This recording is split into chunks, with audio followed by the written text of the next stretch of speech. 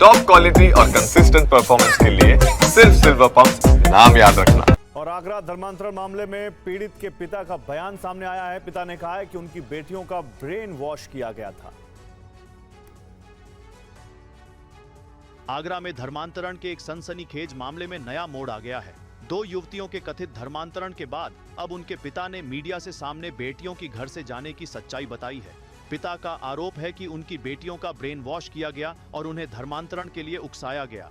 2024-2000 मार्च से मेरी जो बेटी लापता थी वो बिना बताए चली गई थी। हम सत्संग में गए थे क्योंकि वो मुस्लिम युक्ति के इन्फ्लुएंस में थी।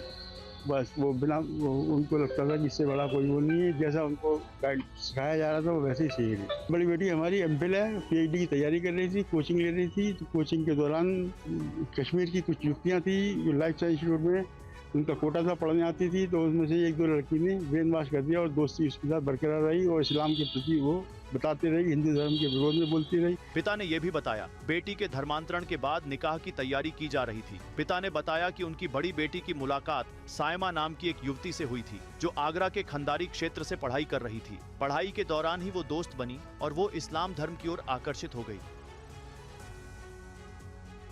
और धर्मांतरण मामले में गिरफ्तार छांगुर का पनामा कनेक्शन सामने आया है। छांगुर ने धर्मांतरण और कई कंपनियों के जरिए करोड़ों की हेराफेरी की।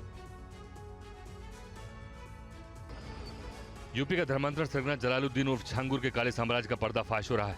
पुलिस उसके अपराध की दुनिया की पर्दे जैसे जैसे खोल रही है वैसे वैसे ये पता चल रहा है कि छांगुर के अधर्म लोग का दायरा कितना बड़ा था, उसका कनेक्शन कहां तक था। अब छांगुर का पनामा कनेक्शन भी सामने आया। TV9 भारतवर्ष को मिले सरकारी रिकॉर्ड्स के मुताबिक सुभाष नगर उतरौला में बाबा ताजुद्दीन आशवी के बुटीक पर रेड के दौरान कुछ खास कंपनी के कागजात हाथ लगे। छांगुर फर्जी कंपनी और पापड़ी सौदों की आड़ में मनी लॉन्ड्रिंग का खेल खेल रहा था। 17 जुलाई को उतरौला में आशवी बुटीक पर रेड में कई सबूत मिले।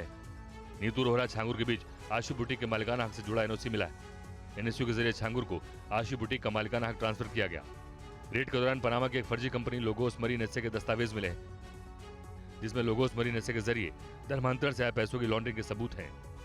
14 पेज की फाइल में एक जीपीए बरामद हुई। जीपीए में एरल रिकॉर्डो नाम के शख्स ने नवीन को कंपनी के राइट दिए। पनामा में रजिस्टर्ड एक और फर्म कृष्णा ग्रुप एसए का भी डायरेक्टर नवीन है।